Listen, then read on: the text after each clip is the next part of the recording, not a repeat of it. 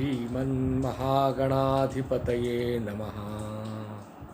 सुमुखश्चैकदन्तश्च कपिलो गजकर्णकः लम्बोदरश्च विकटो विघ्ननाशो गणाधिपः धूम्रकेतुर्गणाध्यक्षो भालचन्द्रो गजाननः द्वादशैतानि नामानि यः पठे शृणुयादपि विद्यारम्भे विवाहे च प्रवेशे निर्गमे तथा संग्रामे संकटे चैव विघ्नस्तस्य न जायते।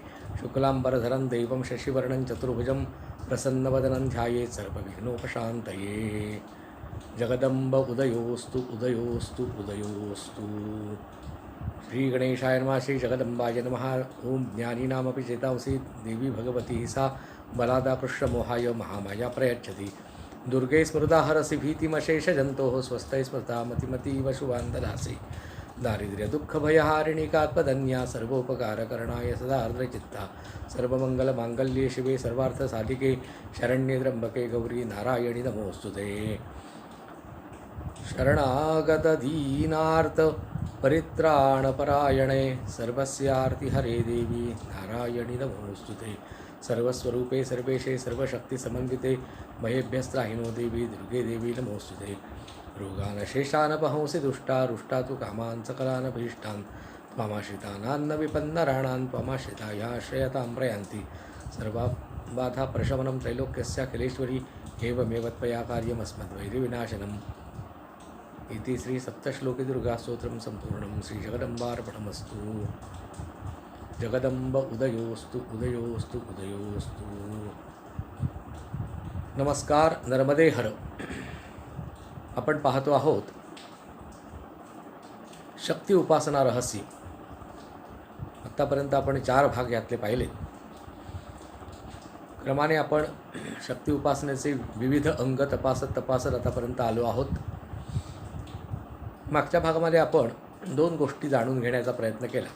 एक, भक्ती म्हणजे नेमकं काय, आणि त्यासाठी आपल्याला एक स्वाध्याय पण दिला आहे मी. त्या स्वाध्यायामध्ये म्हटलं आहे की नारद भक्तिसूत्र आहेत जी 84, ती आपण अभ्यासावीत, आणि जर शक्य झालं तर शांडिल्यांची जी भक्तिसूत्र आहेत तीसुद्धा अभ्यासायची. त्यांना जमलं असेल त्यांनी कदाचित ती अभ्यासली असतील.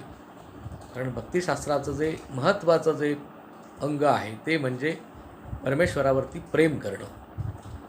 आता आपल्या बाबतीत सांगायचं म्हणजे आता आपला हा जो भाग चाललेला आहे तो शक्ती उपासनेचा चाललेला असल्यामुळे, आणि त्याच्यात आपण मागच्या काही भागामध्ये बघितलं की जगदंबा आपली आई, बहीण, मुलगी असं काहीतरी नातं लागलं पाहिजे. म्हणजे संबंधात्मिका अशा प्रकारची भक्ती जर असेल तर ती शीघ्र फलदायी होते आणि त्यातून आपली आध्यात्मिक उन्नती होते.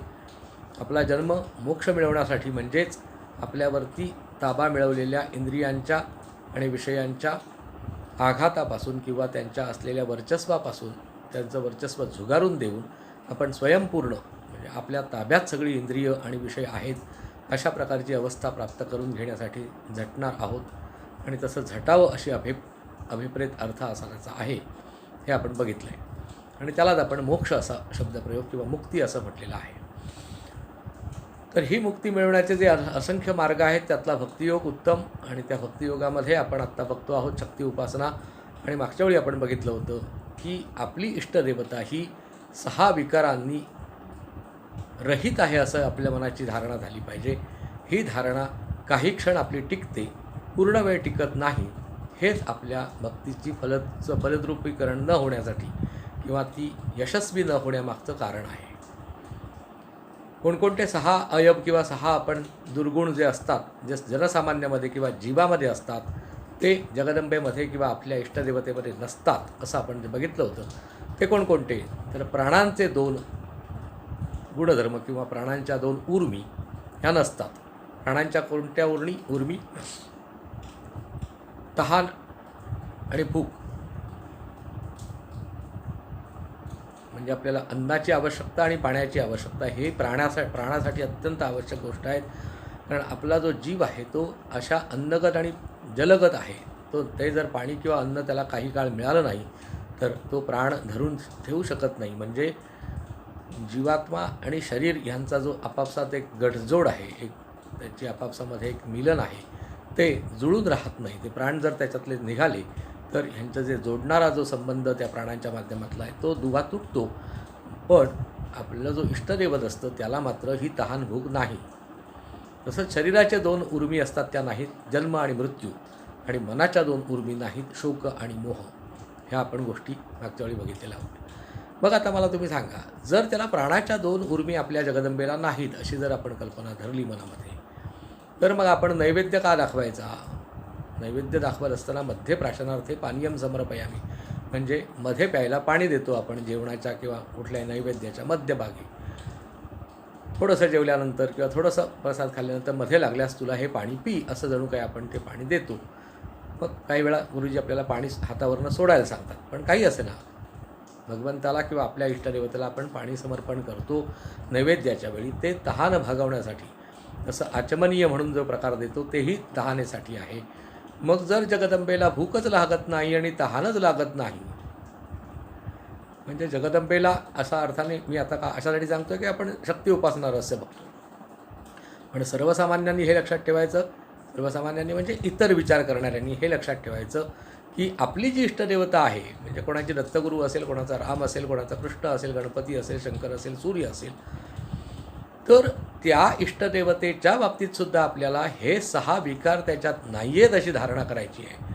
म्हणजेच त्या भगवान श्रीकृष्णांना, त्या भगवान श्रीरामांना, त्या इष्टदेवतेला तहान नाही, भूक नाही, अशी जर अवस्था असेल तर मग आपण नैवेद्य का दाखवायचा? त्याला जर शोकमोहच नसेल तर मग आपण त्याला काहीतरी सुंदर सुंदर फुलं दिली, त्या फुलांचा त्याला मोहच नाही, काय उपयोग असा आपल्याला प्रश्न पडेल.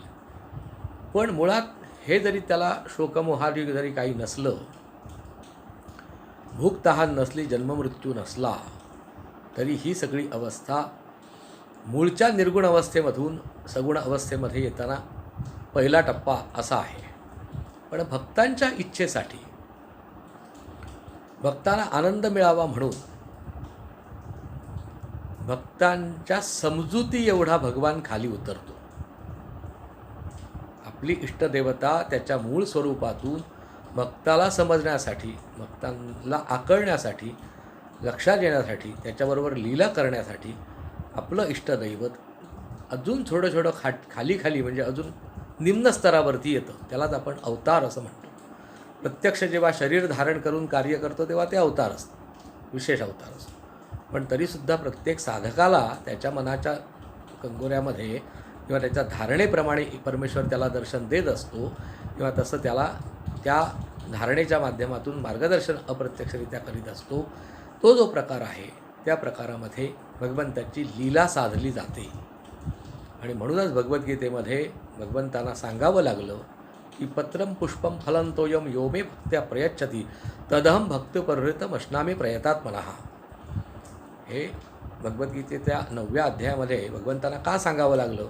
कारण जणू काही ते आधीच्या वाक्यामध्ये, आधीच्या काही श्लोकांमध्ये बोलता बोलता असं म्हणाले होते की ही अशी माझी अष्टधा प्रकृती आहे, ही सगळी अशी कार्य करते, ती माझी परा नावाची प्रकृती, याशिवाय अपरा नावाची एक प्रकृती असते, आणि मग असं करता करता ह्या सगळ्या प्रकृती माझ्यातूनच निर्माण झाली आहे. ही म्हणजे ही जी माया आहे ती माझ्यातूनच निर्माण झाली आहे, परंतु मी तिच्या अधीन नाही.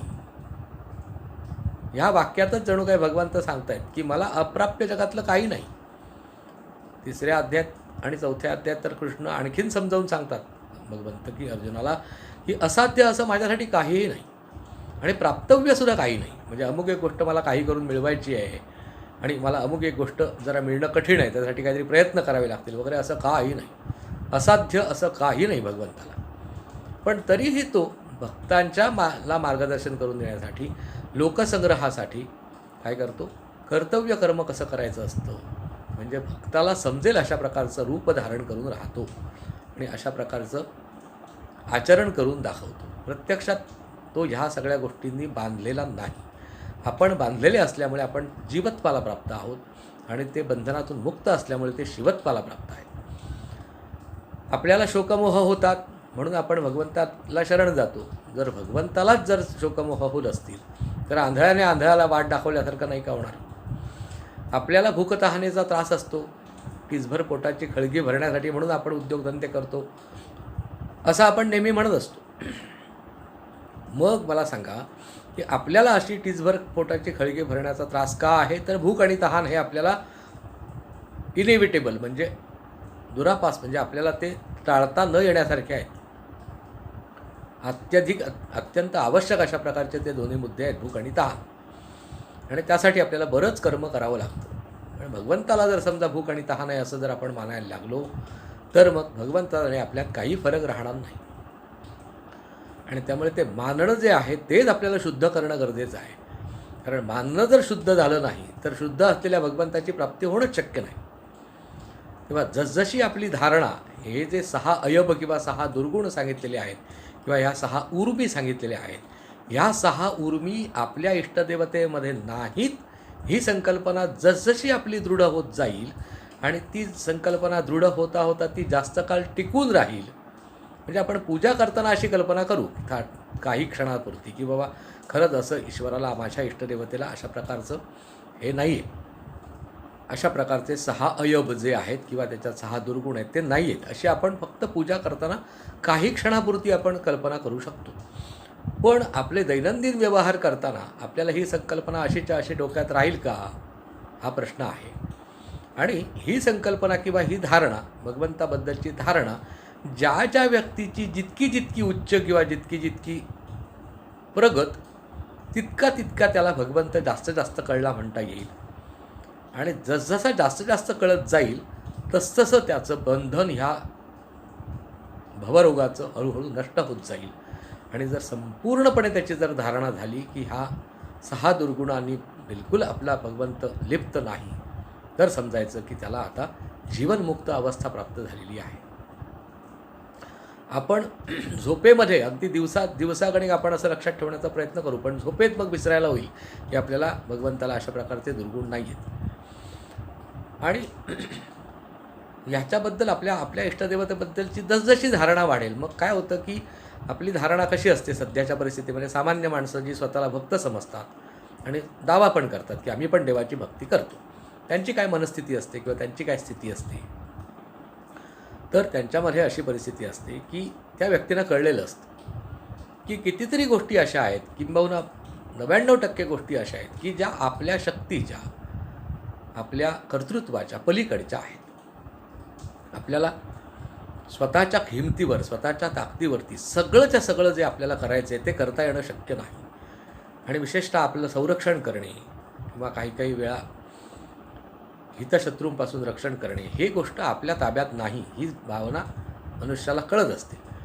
आणि म्हणून अशा प्रकारे रक्षण करणारा, संकटात धावून येणारा अशा प्रकारचा कोणीतरी ताकदवान आपल्याला असायला पाहिजे.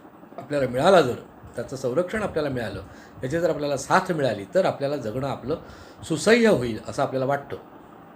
आणि म्हणून आपण भगवंत आहे असं मान्य करतो आणि मग इष्टदेवतेची तथाकथित भक्ती करतो. म्हणजे त्याला प्रसन्न करून घेण्याचा प्रयत्न करतो. प्रसन्न करून घेण्याचा खरा प्रयत्न करतो का, नाही, आपण खरं म्हणजे चापलुसी करतो एक प्रकारची. आपण एक प्रकारचा मस्का पॉलिश करतो, आजकालच्या गावरान भाषेत सांगायचं म्हणजे. तर कुठूनही देवाला संतुष्ट ठेवा, जेणेकरून तो मला संकटात धावून येईल. कुठून तरी त्याला जरा नानाविध प्रकारची आमिषं द्या, म्हणजे हे झालं तर मी ते करीन, असं करून आपण कुठून तरी भगवंताला आपलंसं करण्याचा फक्त प्रयत्न करत असतो. तो फक्त आपल्याला आवश्यकता लागेल तेव्हा तो मदतीला धावून यावा एवढ्याचसाठी. पण खरं भक्तीचं स्वरूप काय आहे, तर भगवंत हा सर्वोच्च प्रेमास्पद आहे. म्हणजे आपलं कशावर प्रेम असतं, मागच्या वेळी आपण बघितलं होतं की पैशा अडक्यावरती प्रेम असतं, सोन्या नाण्यावरती असतं, जमीन जुमला, मान मरातब, नाव लौकिक, त्याच्याशिवाय नातेवाईक, बायको, मुलं, आपलं मी, हे माझं ते माझं, असं जे काही माझं असतं त्या सगळ्यावरती आपलं प्रेम असतं. आणि सगळ्यात महत्त्वाचं म्हणजे आपल्या शरीरावर आपलं प्रेम असतं. म्हणजे आपलं प्रेम हे सगळ्या ह्या विषयांवरती, वेगवेगळ्या प्रकारच्या गोष्टींवरती विखुरलेलं आहे. आणि ह्यातली एकही गोष्ट शाश्वत नसल्यामुळे त्याच्यावरती केलेलं प्रेम आपल्याला आनंद देऊ शकत नाही. पण प्रेम या शब्दातच मुळात आनंद दडलेला आहे. मग आपण करतो जे प्रेम ह्या सगळ्या वस्तूंवरती, ते काय होतं, बेगडी प्रेम ठरतं, ते खरं प्रेम नाही. कारण काय, तर आसक्ती, यालाच आपण प्रेम असं समजतो. ह्या सगळ्या गोष्टींची आतल्या आत आपल्याला नैसर्गिक असलेली आसक्ती, यालाच आपल्याला असं वाटत असतं की आपण त्याच्यावरती प्रेम करतो. आपल्याला आपल्या मुलांची आसक्ती असते, आईवडिलांची, भावंडांची, नातेवाईकाची, आपल्या जातीतल्या लोकांची, आपल्या म्हणजे मी आणि माझं ही आपली आसक्ती असते. आणि आसक्तीला आपण प्रेम समजतो, याच्यासारखं दुर्दैव काही नाही जगातलं. आपल्या मनात उद्भवणाऱ्या भावना शाश्वत गोष्टीवरती जर लादल्या गेल्या, शाश्वत गोष्ट अर्थात सच्चित आनंद, अशी शाश्वत गोष्ट एकच आहे, परमेश्वर. तर आपण ह्या सगळ्या वैषयिक गोष्टींवरती जे प्रेम करतो त्याच्याऐवजी जर शाश्वत अशा भगवंतावरती, म्हणजे आपल्या आताच्या विषयाचा विचार केला तर जगदंबेवरती जर आपण मनापासून आणि अगदी ते सुद्धा उत्कट अशा प्रकारचं प्रेम केलं, तर आपल्यामध्ये असलेले सगळे दुर्गुण नष्ट होण्यास आपोआपच मदत होते आणि आपलं मन चित्त सगळं शुद्ध होऊन जातं. आणि इतकं ते शुद्ध होऊन जातं की त्यात साक्षात भगवंताचं प्रतिबिंब अगदी स्वच्छ अशा प्रकारे पडतं. किती स्वच्छ? तर एखादी स्वच्छ अशा प्रकारे पुसलेली जी काच असते ना कंदिलातली, त्यातला आतला जो म्हणजे दीपक प्रज्वलित झालेल्याचा जो भाग आपण त्या काचेतून किती स्वच्छपणे बघू शकतो, तितकं स्वच्छपणे आपण भगवंताला बघू शकतो. आणि जर आपण आणखीन जर त्याच्या पुढे गेलो तर ती काचही नष्ट होते आणि मग आपण भगवंत आणि आपण वेगवेगळे कुठे आहोत याची शोधायला जागाच शिल्लक राहत नाही. आणि मग आपण भगवंतामध्ये, आपल्या इष्टदेवतेमध्ये विलीनच होऊन जातो. ही अजून पुढची अवस्था. आणि ते विलिनीकरण झाल्यानंतरसुद्धा मी भगवंताचा आहे किंवा जगदंबेचा मी आहे, मुलगा, दास, काय जे असेल ते, भाऊ, वडील, म्हणजे मी जगदंबेचा आहे आणि जगदंबा माझी आहे, एवढे. त्यालाही म्हणतात द्वैत. त्याच्यानंतर आपण इतकं सबमर्ज, इतकं त्याच्यामध्ये एकरूप होऊन जायचं की जसं सरबतामध्ये मीठ घातलं आणि आपण ढवळलं. आता शोधून दाखवा, बघूया मीठ कुठे आहे ते. फक्त चवीला आपल्याला कळेल की ते खारटपणा त्याला आलेला आहे. सरबतामध्ये मीठ किंवा साखर जशी विरघळून जाते, तसं आपण भगवंतामध्ये विरघळून जावं असं ज्याला वाटतं, त्याला भगवंतावरती प्रेम करता आलं असा अर्थ म्हणता येईल. आणि भगवंतावर, ईश्वरावरती मनापासून प्रेम करणे म्हणजेच भक्ती आहे खरं म्हणजे.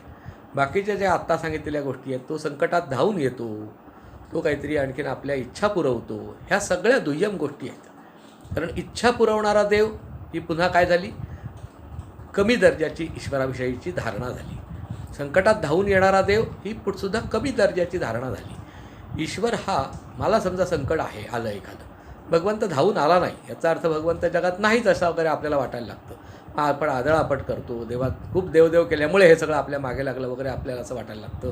प्रत्यक्षात ते जे सगळे असतात ते आपले प्रारब्धाचे आणि संचिताचे भोग असतात, काही क्रियमाणाचे भोग असतात. संचित, प्रारब्ध आणि क्रियमाण हे 3 शब्द आहेत. त्याचा अर्थ थोडक्यात सांगतो.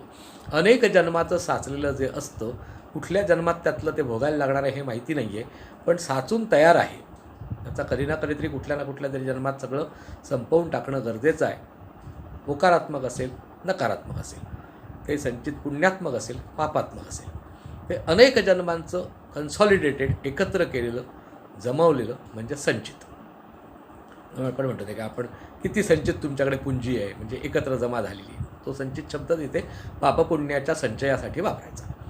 मग प्रारब्ध काय, तर मागच्या मनुष्य जन्मामध्ये जो आपल्याला शेवटचा मनुष्य जन्म मिळालेला असेल, मध्ये अनेक जन्म आलेले असतील, ते कर्मयोनी नाहीत त्या, कारण त्याच्यामध्ये केलेले त्याच्यात कर्म करण्याचा अधिकारच नाही किंवा अपेक्षा नाही आहे भगवंताला की या देहामध्ये, प्राण्याचा असेल, पक्षाचा असेल, इतर कोणाचे, कीटक असतील, उद्भिज अशा प्रकारचे आणखीन काही शरीरं असतील, अंडज असतील, म्हणजे पक्षी वगैरे, तर ते असं कोणतंही शरीर असू दे, मानव सोडून बाकीची जी शरीरं आहेत त्या शरीरामध्ये त्या कर्मयोनी नाहीत, त्यामुळे त्यांना मोक्ष मिळवता येत नाही.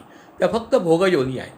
म्हणजे काय, तर शिक्षा किंवा एखादा काहीतरी आशीर्वाद हे भोगण्यापुरतं फक्त त्याचा उपयोग, बाकी त्याचा काहीही उपयोग नाही. तसंच काही क्वचित काही आशीर्वाद भोगण्यासाठी सुद्धा असतं. तसं मनुष्य जन्मामध्ये सुद्धा काही भोगण्यासाठी आहे, काही आशीर्वादात्मक चांगलं भोगण्यासाठी सुद्धा आहे. ते मागच्या मनुष्य जन्माच्या वेळी वर्तनाच्या शेवटच्या क्षणी जे पकडून ठेवून जीवात्मा मरतो, मृत्यू पावतो किंवा ते शरीर सोडतो, ते जे शेवटचं त्याने पकडलेलं असतं त्या गोष्टीला प्रारब्ध असं म्हणतात. ते या जन्मात आपल्याला भोगायचं असतं. म्हणजे संचितातला जो पोर्शन या जन्मात आपल्याला भोगण्यासाठी म्हणून आपल्याला नियोजित करून ठेवलेला असतो भगवंताने, त्याला प्रारब्ध असं म्हणतात. प्रारब्ध हे या जन्मात बहुतांश भोगून होतं, संचित सगळं भोगून होत नाही. संचित शेवटचा जन्म ज्याचा असतो त्याचं भोगून होतं. मग क्रियमाण म्हणजे काय? तर क्रियमाण म्हणजे या जन्मामध्ये आपण परत नव्याने काहीतरी पापपुण्य करतो. आधीच्या जन्माचं पुसलं की नवीन तयार केलं, ह्याचं आपल्याला काही कळत नाही. का कळत नाही? कारण तशी दृष्टी आपल्याकडे नाही. जसं आपल्यामुळे आपण मागच्या वेळी बघितलं होतं की भगवंत आपल्याला का दिसत नाही, का पंचज्ञानेंद्रियांना तो ज्ञात होत नाही? कारण का? तर त्याला लागणारी दृष्टी आपल्याकडे नाही. त्याला ओळखण्यासाठी लागणारं मन, चित्त, बुद्धी हे आपल्याकडे नाही. किंवा असलं तरी ते अशुद्ध आहे. ते जसं आरशाला समजा वरून धूळ लागलेली असेल तर आपल्याला त्याच्यात स्वच्छ प्रतिबिंब दिसू शकत नाही. तोच जर आरसा वेडावाकडा असेल किंवा फुटलेला वगैरे असेल, म्हणजे अंतर्गोल बहिर्गोल वगैरे असेल, तर चित्र आपल्याला अत्यंत विचित्र दिसतं. म्हणून देहाची तिजोरी हे जे गाणं आपण म्हणतो ना, आपुलीचं प्रतिमा होते आपुलीचं वैरी. कधी? तर स्वार्थ जणू भिंतीवरचा आरसा बिलोरी. स्वार्थ ही जी गोष्ट आहे, मगाशी आपण बघितलं मी माझं, ही जी आसक्ती आहे ह्याचं दुसरं नाव आहे स्वार्थ. हा जो स्वार्थ आहे तो कसा आहे? तर जणू भिंतीवरचा बिलोरी आरसा आहे. सामान्य सपाट आरसा असेल तर त्याच्यात स्वच्छ प्रतिमा दिसेल किंवा किमान ती जशाच तशी दिसेल. मग त्याच्यावरती धूळ असेल, कदाचित पडदा आला असेल, कदाचित मागचं त्याच्या मागे लागलेलं पाऱ्याचं लुकण आहे ते खराब झालं असेल, तर तेवढी प्रतिमा धूसर अयोग्य दिसेल. पण किमान जशाच तशी दिसण्याचा शक्यता जास्त आहे. पण तीच जर का बिलोरी असेल, म्हणजे वेडीवाकडी असेल, जसं काही वेळा आपण ते हास्य जत्रेमध्ये किंवा अशा प्रकारचं फन अँड फेअर असतं किंवा काही ठिकाणी सर्कस वगैरे बघायला गेलो तर तिथे अशा प्रकारचे आरसे लावलेले असतात बघा. ते त्याच्यात आपला चेहरा सरळ दिसत नाही, तो वेडावाकडा दिसतो, लांबडा झालेला, रुंद झालेला, चक्रमासारखा काहीतरी, अगदी माकडासारखा काही असं चक्रम दिसतो का प्रकार, असा प्रकार का तो दिसतो तसं? तर ती काच बिलोरी असते, म्हणजे वेडीवाकडी असते, म्हणजे अंतर्गोल किंवा बहिर्गोल झालेली असते, अनियमित असते, असमान असते. म्हणजेच त्या गाण्यात म्हटलं आहे तसं की स्वार्थ जो आहे तो जणू भिंतीवरचा बिलोरी आरसा आहे. आणि मग त्याच्यात काय होतं? तर आपुलीचं प्रतिमा होते आपुलीचं वैरी. तसं आपलं जे मन, बुद्धी, चित्त वगैरे वगैरे जे सगळं आहे तर ते बिलोरी आहे. त्याला अजून स्वच्छपणा, गुळगुळीतपणा, योग्य प्रकारे पाऱ्याचं लुकण मागे लावलेलं आणि त्याच्यावर कुठलीही धूळ बसलेली नाही आणि योग्य प्रकाश आहे, असं सगळं जेव्हा असेल तेव्हा आपल्याला ती प्रतिमा अतिशय उत्तम आणि स्पष्ट दिसेल. तर आपण मुळात भगवंत स्वरूपच आहोत. आपण खरं म्हणजे आत्माच आहोत. म्हणजे आपण आत्मा म्हणजेच परमात्माच आहोत. मग आपल्याला आपलं परमात्मा रूप का दिसत नाही? तर कारण हे सगळं आच्छादन जे मध्ये आलेलं आहे, हे सगळं जे काही धूळ वगैरे सगळे जे आलेले आहेत त्याच्यामुळे आपल्याला आपल्या चित्तरूपी आरशामध्ये ते प्रतिमा दिसत नाही. आणि त्याच्याशिवाय स्वार्थाधिक जे बाकीचे आपले दुर्गुण आहेत त्यामुळे तो जो आरसा आहे तो बिलोरी झालेला आहे. या कारणासाठी आपल्याला ईश्वराचं दर्शन होत नाही. तसंच आपल्याला त्यामुळेच आपल्याला ईश्वराबद्दलची किंवा जगदंबेबद्दलची धारणा स्वच्छ होत नाही, असं आपण बघितलं. आणि मग ती धारणा स्वच्छ होण्यासाठी काय करायला लागतं? तर केवळ आपल्याला संकटात धावून येणारी जगदंबा असं म्हणून चालणार नाही आहे. मग कसं काय म्हटलं पाहिजे? तर जगदंबा ही एकमेव माझी प्रेमास्पद वस्तू आहे. आता एकमेव या शब्दाला भगवद्गीतेमध्ये मस्तपैकी शब्द आहे अनन्य. द्रौपदीला वस्त्रहरणाचा जेव्हा प्रसंग आला तेव्हा तिने ताबडतोब कृष्णाचा धावा नाही केला. पहिल्यांदा त्याने भीष्म पितामह काय मदत करतील का बघितलं, द्रोण काही मदत करतील का बघितलं, धृतराष्ट्र काही मदत करतील का म्हणून निर्भत्सना करून बघितली, आपल्या पतींनाकडे अगदी आशेने बघितलं, पण ते दास झालेले होते त्यामुळे त्यांच्याकडे काहीच नाही. जेव्हा कशाकडूनच आपल्याला काही मिळत नाही अशी जेव्हा परिस्थिती द्रौपदीची झाली तेव्हा मग तिने हे द्वारकाधीशा, हे म्हणजे जगतचालका वगैरे वगैरे अशा प्रकारे भगवंताचा जोरजोरात धावा करायला सुरुवात केली. आणि मग तिचं लज्जारक्षण झालं. कपडे पुरवले की नाही वगैरे वगैरे ते सगळं वादविवाद आपल्याला नको आहे, ऐतिहासिक पुरावे काय आहेत वगैरे. पण महत्त्वाची भाग म्हणजे त्या द्रौपदीचं लज्जारक्षण झालं. पण त्याच्यामध्ये अनन्यता शेवटी आली, पहिली आली नाही. तसंच आपलंसुद्धा असतं. आपण काय करतो? भगवंताकडूनच सगळं हे काम होईल असं आपण मानत नाही. आपल्याला वाटतं काय 99% आपण करतो आणि 1% परमेश्वर देतो आपल्याला. खरं सांगायचं म्हणजे असं नाहीच आहे. आपलं स्वतंत्र अस्तित्व आपल्याला वाटतं हेच दुःखाचं मूळ आहे. मुळात तोच सगळं काही करतो किंवा जगदंबाच सगळं काही करते. आपण म्हणून काय अस्तित्वात नाहीतच मुळात. आपण आपल्याला स्वतंत्र अस्तित्वाचे मानतो हाच अहंकार आहे. हेच शरीराला सत्य मानणं आहे. हेच मोहादिक गोष्टींना आपलंसं करणं आहे. हेच सगळे आसक्ती आपण घट्ट धरून ठेवणं आहे. किंवा ही आसक्ती जेवढी आपली दूर, जेवढ्या हे जे कामक्रोधादी विकार दूर आणि जेवढी जगदंबेबद्दलची धारणा स्वच्छ, तेवढी आपली प्रगती होत जाते. आणि इतर जे प्रकार आपण जे भक्तीचे बघितले म्हणजे नवसाला पावणे, संकटामध्ये धावून येणे आणि आपल्याला आपल्या कर्मामध्ये सहाय्य करणे, ह्या गोष्टी जगदंबेने केल्या नाहीत तर आपण किंवा आपल्या इष्टदेवतेने केल्या नाहीत तर आपली भक्ती खंडित होते म्हणा किंवा आपल्या भक्तीला छेद जातो. पण भक्ती मुळात अशा गोष्टींसाठी करायची नाहीच आहे. कारण काय तर संचितातल्या ज्या गोष्टी आहेत, प्रारब्धातल्या गोष्टी आहेत त्या भोगू देत ना आपोआपच शरीराला, काही फरक नाही. म्हणजे आता ती विषाचा प्याला दिला तर आता ते विष माझं नष्ट करून टाक असं मीराबाई प्रार्थना करीत नाही. कारण तिला असं वाटतं की हे विष नष्ट करणे अमुक तमुक ह्या कामाला जुंपायला काय मी कृष्णाची उपासना करते आहे. तसं आपल्याला होणाऱ्या त्रासातून मुक्त होण्यासाठी भगवंताचं वरती प्रेम करायचंच नाही. तर भगवंत ही एकमेव प्रेमास्पद अशी वस्तू आहे की ज्याच्यावरती प्रेम केल्याने ते प्रेम उपयुक्त ठरतं किंवा ते शाश्वतावर केलेलं प्रेम आहे. तेव्हा त्या प्रेमाची मस्करी केली जात नाही, त्या प्रेमाच्या धज्जिया उडवली जात नाही, त्या प्रेमालाचं प्रेम पण फुकट जात नाही. असं असल्यामुळे भगवंतावरती प्रेम करायचं असतं आणि ह्याला भक्ती असं म्हणतात. आणि ते 99% का होत नाही? कारण ईश्वरावरती मनापासून प्रेम करणे ही भक्ती हे आपल्याला कोणी शिकवलंच नाही आहे. म्हणून भक्ती शास्त्रातलं जे नारद भक्तिसूत्रातली जी 84 सूत्र वाचा असं जे मी आपल्याला सांगितलं, तसंच मागे म्हटलं होतं तसं एवढ्या वेद पाठशाळेमध्ये सगळे वेदग्रंथ शिकवले जातात, बरंच काय काय शिकवलं जातं. पण नारद भक्तिसूत्र शिकवली जातात का? नाही. का नाही शिकवली जात? आणि खरं सांगायचं म्हणजे बघा, आपल्याला कुठल्याही प्रकारचा धार्मिक कार्यक्रम करायचा असेल, सत्यनारायणाची पूजा घेतली तर त्याच्यात सांगितलेलं असतं की भक्तियुक्त अंतःकरणाने हे करणं आवश्यक आहे. ती भक्तियुक्त अंतःकरण कसं काय तयार होणार? गुरुजींना फक्त विधी कसे करायचे आणि मंत्र काय म्हणायचे एवढंच शिकवलं आहे. भक्ती म्हणजे काय ते माहीत नाही आणि त्यामुळे भक्तियुक्त अंतःकरण म्हणजे काय तेही माहीत नाही. आणि त्याला जे माहीत आहे ते एवढंच माहिती आहे की संकटात धावून येणारा, आपल्या मनोकामना पूर्ण करणारा तो ईश्वर. त्याच्यावरती मनापासून अशासाठी प्रेम करायचं असतं की तो संकटात नाही धावून आला तरी चालेल, आपलं काही त्याच्यामुळे आपल्याला संकट आपल्याला प्रारब्धाचा भाग आहे, त्याच्यासाठी आपण कशाला बरं भगवंताला भरीला घाला, असं त्याच्यातला महत्त्वाचा भाग आहे. आणि त्यामुळे म्हणून आपल्याला एकनाथांचा जो अभंग आहे बघा, की सगळं काही जे चाललेलं आहे ते सगळं ईश्वराच्या इच्छेने चाललं आहे असं म्हणा, कौतुक तूप आहे संचिताचे, असं त्याच्यामध्ये आहे. त्या अभंगामध्ये एकदा शिरलं तर आपला मुख्य विषय ट्रॅक जाईल. तुम्ही त्याच्यावरती चिंतन अवश्य करा. आवडीने भावे हरिनाम घेसी, तुझी चिंता त्यासी सर्व आहे, हा तो अभंग आहे. ह्याच्यावरचं चिंतन तुम्ही स्वतंत्रपणे करा. त्याच्यातलं हे वाक्य आत्ता जे मी सांगतोय त्याला लागू होणारं आहे की नको खेद करू कोणत्या गोष्टीचा, पती लक्ष्मीचा जाणत आहे, जैशी स्थिती आहे किंवा जैशी स्थिती आहे तैसा पैर आहे, कौतुक तूप आहे संचिताचे. किंवा तुकाराम महाराज म्हणाले, ठेविले अनंते तैसेची राहावे, चित्ती असू द्यावे समाधान.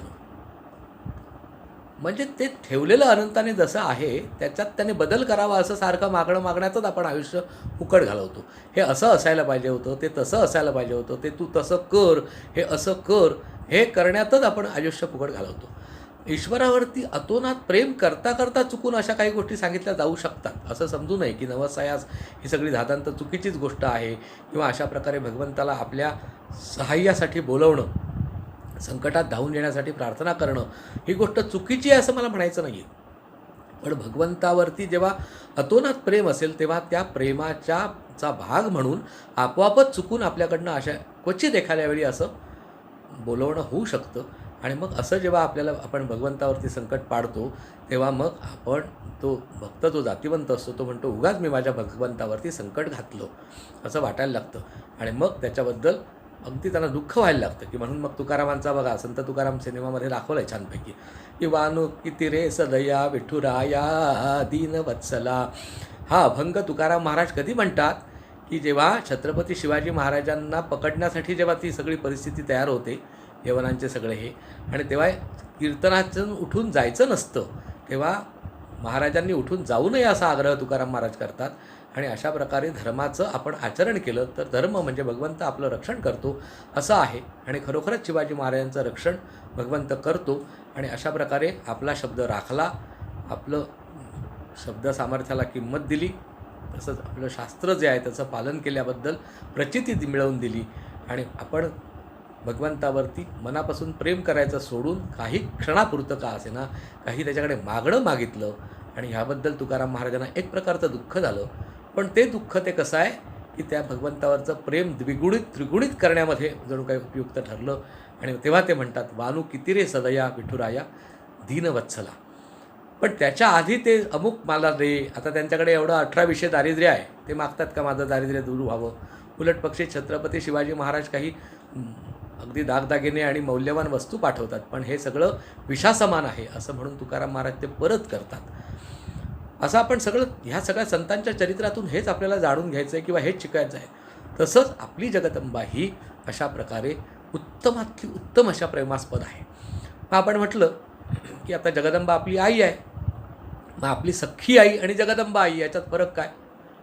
सख्खी आईने शरीर धारण करून 9 महिने 9 दिवस वगैरे वगैरे आपल्याला पोटात वाढवलं, लहानाचं मोठं केलं, स्तन्य पाजलं, छाया आपली आपल्यावरती ऊन पावसापासून संरक्षण करणारी धरली आणि सगळ्यापासून आपलं संरक्षण केलं. हे शरीरधारी आईने केलं म्हणून आपण तिचं ऋण कधीही तिच्या ऋणातून मुक्त होऊ शकत नाही. पण तरीसुद्धा आपल्या आईतसुद्धा काहीतरी मनुष्यत्व असल्यामुळे काही दुर्गुण आहेत असं आपल्याला नंतर हळूहळू वयात आल्यानंतर जाणवायला लागतं. मग आपल्याला असं कळतं की आपली जी शरीरधारी आई आहे तिच्यात त्याला काय आहे, शोकमोह आहेत. तिला ते 6 जे सांगितलेले अयब ते आपल्या सख्या शरीरधारी आईमध्ये आहेत, कारण तीसुद्धा जीवनमुक्त अवस्थेत नाही. म्हणून आपण जगदंबेला आई का मानायचं, तर ती आदर्श आई. आणि ही शरीरधारी आई आहे ती आदर्श आई शारीरिक, आदर्श आई आध्यात्मिक नाही. कारण आपल्या आईला सुद्धा शोकमोह, तिला काहीतरी जर पैसे कुठेतरी पडलेले मिळाले तर पटकन उचलून घ्यावेसे वाटतात. उदाहरणार्थ सांगितलं, असं कितीतरी तिच्याकडे येणार आहे. आणि तरी ते येत असले तरीसुद्धा जे जे भेटेल भूत ते माने जे भगवंत असं जर असेल तर एकदा आपण स्त्री रूपामध्ये जगदंबा बघतोय, भगवंताची उपासना करतोय, तेव्हा जगात जेवढी म्हणून स्त्री रूपं आहेत त्यात काही ना काहीतरी प्रमाणात ती जगदंबा आहेच आहे असं जो जातिवंत भक्त आहे त्याच्या मनात येईलच येईल. आणि मग जसं जगदंबेमध्ये शोकमोह नाहीत, जसं जगदंबेला तहानभुकेचं काही हे नाही, जसं जगदंबेला जन्ममृत्यू नाही, ही धारणा करता करता त्या साधकालासुद्धा तहानभुकेचा आवश्यकता नाही अशी अवस्था येईल. जन्ममृत्यूच्या फेऱ्यातून तो कायमचा निघून जाईल, सुटून जाईल आणि त्याला अर्थातच शोक आणि मोह होणार नाही. जी धारणा आपण आपल्या इष्टदेवतेबद्दल आणि जगदंबेबद्दल करतो आहोत तीच धारणा सतत जगदंबेबद्दल केल्यामुळे तेच गुणधर्म आपल्यामध्ये उतरतात. भगवंतासारखे आपण होऊन जातो, आपल्या जगदंबेसारखं आपण होऊन जातो. आणि असं होत जाण्यासाठी आपल्याला ही उपासना किंवा ही भक्ती करायची आहे. मग आत्ता आपल्याला फरक कळला की काही वेळा काय होतं की अमक्याला गुरुला आपल्या काही वेळा गुरुवरती सुद्धा अशा प्रकारचा भाव आरोपित करावा लागतो. म्हणजे गुरु आपली गुरु माऊली आहे किंवा गुरु पित्यासमान आहेत असं आपल्याला मानायचं. पण मग पित्यासमान मानताना आपल्या पित्यातले बरेचसे दुर्गुण आपल्या डोळ्यासमोर येतात पटापट. मग पित्यासमान कसं मानणार आपण असा विचार येतो. आदर्श पिता असं मानायचं. जे कमतरता ज्या आपण आपल्या शरीरधारी पित्यामध्ये किंवा शरीरधारी नातेवाईकांमध्ये बघतो त्या कमतरता, ते दुर्गुण आपल्या इष्टदेवतेत नाहीत. आणि जर आहे असं असलं तर ते त्यांनी तात्पुरते गंमत म्हणून, लीला म्हणून, खेळाचा भाग म्हणून स्वीकारलेले आहेत अशी आपल्याला धारणा करता आली पाहिजे.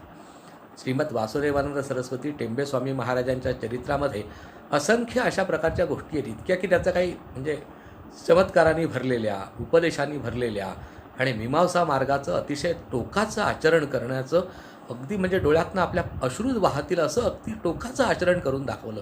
शरीराला खूप कष्ट झाले अशा प्रकारचं खूप भयंकर मोठी लीला आहे महाराजांची. पण त्या सगळ्या लीलांपैकी मला सर्वोच्च आवडणारी गोष्ट जर कुठली असेल ना टेंबेस्वामी महाराजांची, ती आपल्याला मुद्दाम सांगून ठेवतो. वासुदेवानंद सरस्वती टेंबेस्वामी साधक अवस्थेतून सिद्ध अवस्थेकडे जाण्याच्या मधल्या टप्प्यामध्ये ही सुद्धा एक प्रकारची लीलाचा सोंग घ्यायचं. साधक अवस्थेचं सोंग, मग मधल्या भागातलं सोंग, मग सिद्ध अवस्थेतलं, ही सगळी भगवंताची लीलाच आहे. त्या लीलेतलाच एक भाग म्हणून जेव्हा साधक अवस्थेतून सिद्ध अवस्थेत जाण्याची अवस्था वासुदेवानंद सरस्वती टेंबे स्वामी महाराजांची आहे, तेव्हा त्यांना साक्षात दत्तगुरूंचं एकदा असं दर्शन घडतं की ते दत्तगुरू अगदी हातामध्ये एक पानपात्र म्हणजे दारूचं एक भांडं एका हातामध्ये घेतलेलं आहे. अंगावरती आधीच मुळात दत्त दिगंबर आहेत, म्हणजे त्यांच्यावर कपडे लत्ता नाहीच आहे अंगावर, तर ह्याच्यात अगदीच म्हणजे बोटभरसुद्धा लंगोटी नाही अंगावरती अशी अवस्था. आणि मांडीवरती त्यांनी एका बाईला घेतलेला आहे. दत्तगुरूंच्या अंगावरती एक तसूभरही अगदी कपडा नाहीच आहे. आणि त्याचबरोबर मांडीवर असलेल्या स्त्रीच्या अंगावरसुद्धा कुठल्याही प्रकारची चिंधीसुद्धा नाही. आणि त्या स्त्रीच्या ओठांचे वेगवेगळ्या प्रकाराने चुंबनं घेत आहेत ते दत्त महाराज. असं दर्शन वासुदेवानंद सरस्वती टेंबे स्वामींना झालं. आणि महाराजांना त्यांनी असं सांगितलं, अरे काय वासुदेवा तू, मी हा असा मनुष्य, हे असं बाईच्या नादी लागलेला, दारू पिणारा, आणि हे सगळं असं हे जे काही स्वरूप दिसतं त्याचं वर्णन त्यांनी त्यांच्या शब्दामध्ये केलं. आणि त्यांनी विचारलं, कशाला तू माझ्या नादी लागतोस? मग वासुदेवानंद सरस्वती टेंबे स्वामी हात जोडून समोर राहतात आणि म्हणतात, महाराज तुम्ही किती प्रकारचा आव आणा, आता मी फसणाऱ्यातला नाही. मला माहिती आहे की हे सगळी माया आहे. तुम्ही हे जे सगळं स्वरूप दाखवलेलं आहे किंवा हे सगळं स्वरूप धारण केलेलं आहे ना, हे सगळी एक प्रकारची माया आहे आणि हे मला सगळं कळलेलं आहे. असं ते जेव्हा मनापासून म्हणतात तेव्हा एका क्षणात ती सगळी माया नष्ट होते आणि अनघा लक्ष्मी अतिशय छान अशा प्रकारे दिसायला लागते. आणि काही क्षणानंतर तीही नष्ट होते. ते दारूचं पात्र पण नष्ट होतं आणि तेजस्वी अशा प्रकारचे साक्षात प्रभू दत्तात्रेय त्यांच्यासमोर उभे राहतात आणि जणू त्यांची पाठ थोपटतात आणि म्हणतात, अरे वा, आता तू समजलास. तेव्हा हे जे बेगडी जग आहे हे सगळी त्या भगवंताची लीला आहे. फक्त ती लीला आहे असं समजून घ्यायला पाहिजे. त्याच्यामध्ये चांगुलपणा असेल, वाईटपणा, काही आपल्याला उलटसुलट दिसू शकतं, पण ते खरं नसतं. कारण खरं काय आहे, फक्त त्यातलं प्रेमास्पद असलेला भगवंत तेवढा खरा आहे आणि जगदंबा तेवढी खरी. आणि तिचं हे जे सगळं बाहेर मायावी दिसणारं प्रकरण आहे ते काही खरं नाही. आता जगदंबेला मोहच होत नाही, शोकच होत नाही, तर मग काय प्रश्न येतच नाही ना. तर पण आपल्याला उगाच असं वाटत असतं की हे असं आपण अमुक एक गोष्ट अशा प्रकारे जशी माणसांपासून लपवून ठेवतो आपण ना, आपण काहीतरी चुका केल्या तर आपण लोकांना सांगतो, छे मी असं काही केलेलंच नाही, किंवा आपण त्यातले पापं वगैरे उघड करून सांगत नाही. पण भगवंत नाही अशी जगातली कुठलीच जागा नाही, जगदंबेला दिसत नाही असं जगातलं काही नाही. मग असं असेल तर आपण कुठलीही गोष्ट एक वेळ मनुष्यांपासून लपवून ठेवू, हरकत नाही, पण जगदंबेपासून एक काडीचीही गोष्ट लपवून ठेवायची नाही. हे आपल्याला करता आलं पाहिजे. आणि असं करता येणं म्हणजेच मग मनापासून प्रेम करता येणं असा त्याचा अर्थ आहे. मग आता एकदा आपण बघितलं होतं सुरुवातीच्याच भागामध्ये की भाव नावाची भक्ती असते आणि तो काय भाव असायला पाहिजे. तर आपण आता ठरवलं आहे की बाकीचे भाव थोडेसे कठीण आहेत. किंवा जगदंबेची शक्तीची उपासना करायची असेल तर आपण संतान आणि जगदंबा आपली आई हे सगळ्यात सोपं त्यातल्या त्यात करायचं प्रकरण आहे. पण एकदम सोपं जगात काहीच नसतं आणि एकदम सोपं असेल तर ते करण्याची मजा पण नाही. मग त्याच्यात कठीण काय आहे असा आपण प्रश्न विचारला. तर आता एक चिंतन करूया आपण की आपले आजोबा आहेत, आपले वडील आहेत आणि आपण आहोत आणि कदाचित आपलं एखादं मूलसुद्धा असेल. अशी आपण एक कल्पना करूया, 4 पिढ्या. आता ते 4ही पिढ्या जगदंबेची उपासना करतायत. जगदंबेला काय म्हणणार? आईच म्हणणार. आजोबा तिला आई म्हणतात, वडील पण तिला आई म्हणतात, आपण पण तिला आई म्हणायचं, आपल्या मुलाला किंवा मुलीला पण आपण शिकवतो तिला आई म्हणायचं. आता नेमकी ती कोणाकोणाची आई आहे अशी कल्पना करूया की तो साधक 70 वर्षाचा आहे. मग त्याची आई किती वर्षाची त्याने गृहीत धरायची? 90 वर्षाची. साधक 90 वर्षाचा आहे, मग त्याने आई किती वर्षाची गृहीत धरायची? 110 वर्षाची. तर आपल्या वयावरती आपल्या जगदंबेचं किंवा इष्टदेवतेवरचं प्रेम हा संबंध नसून आपण उलट स्वतःला निरागस निष्पाप अशा प्रकारचं समजून घ्यायचं असतं. म्हणून बघा, गणपतीच्या एका विशिष्ट श्लोकामध्ये आपण म्हणतो की प्रारंभी विनंती करू गणपती वगैरे वगैरे. ते म्हणताना आपण काय म्हणतो? तर आपण मोरया मोरया त्यातलं जर घेतलं फॉर एक्झाम्पल, प्रारंभी विनंती करू गणपतीमध्ये सुद्धा आहे, पण मोरया मोरया मी बाळ तान्हे, तान्ह्या बाळाची आपल्याला उपमा दिलेली आहे. का बरं? तर तान्हं जे बाळ असतं किंवा जितकं बाळ छोटं असतं तेवढं ते निरागस असतं, निष्पाप असतं. अशी निरागसता, अशी निष्पापता आपल्याला आली पाहिजे आपल्यामध्ये. मग आपण वयाने कितीही वर्षाचे असू, थोडक्यात आपण नेहमी तान्हं बाळच स्वतःला समजायचं आहे आणि जगदंबेला त्या परिस्थितीतली आपली आई असं मानता आलं पाहिजे. असं करणे म्हणजेच संतानभाव ज्याला म्हणतात तो आहे. मग हा संतान भाव एकदा जगदंबेची उपासना म्हणून करायचा आपण ठरवला की तो कसा असायला पाहिजे. तो संतान भाव हा आपण छोटंसं तान्हलं बाळ आहोत आणि जगदंबा आपली आई आहे असं असायला पाहिजे. म्हणजे आणि त्याच्यामध्ये आपण नेहमी एक श्लोक ऐकतो श्रीमद भगवद्गीतेतला, आणि मगाशीसुद्धा तो विषय आला होता की द्रौपदीने अनन्य भावाने भजणं गरजेचं होतं. म्हणजे आपली जी इष्टदेवता आहे ती सोडून आपल्याला अन्य आसरा कोणताही नाही अशी आपली अवस्था झाली पाहिजे. त्याला म्हणतात अनन्य अवस्था. अनन्याश्चिंतयन्तो माम ये जना पर्युपासते तेषां नित्याभियुक्तानां योगक्षेमं वहाम्यहम्. अशा प्रकारचं आश्वासन दिलं आहे श्रीमद भगवद्गीतेमध्ये भगवंतानी. अनन्य अशा प्रकारे जो मला भजतो त्याचं मी योगक्षेम चालवतो. योगक्षेम म्हणजे प्रपंचही चालवतो आणि परमार्थही चालवतो. आपल्या सोप्या भाषेत सांगायचं म्हणजे त्याचा परमार्थही मी साध्य करून देतो आणि त्याच्या प्रपंचातल्या सुद्धा अडीअडचणींना त्याचे जे भोगणं असतं, प्रारब्धाचे भोगणं असतं ते सुलभ होण्याचा प्रयत्न करून देतो, नष्ट करत नाही.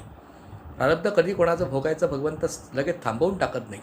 अगदी कधीतरी थांबवू शकतो, नाही असं नाही, पण अगदी तेवढी उच्च दर्जाची उपासना, उच्च दर्जाची भक्ती, उच्च दर्जाचं साधन झालं आणि तशी योग्यता प्राप्त झाली तर कदाचित काही प्रारब्धाचा भाग हा खोडून टाकण्याची, पुसून टाकण्याची किंवा पर्यायाने भगवंत स्वतः भोगण्याची. अंबरीश राजासाठी 10 जन्म भगवान श्री विष्णूंनी आपण भोगले. त्याला जे 10 जन्म भोगण्याचा जो दुर्वास ऋषींकडनं शाप मिळालेला होता तो त्यांनी आपल्यावरती घेतला आणि आपण 10 जन्म भोगले. अशा प्रकारचा आपण बघतो. तसा प्रकार एक वेळ भगवंत प्रारब्ध थोडंसं दूर करू शकतील.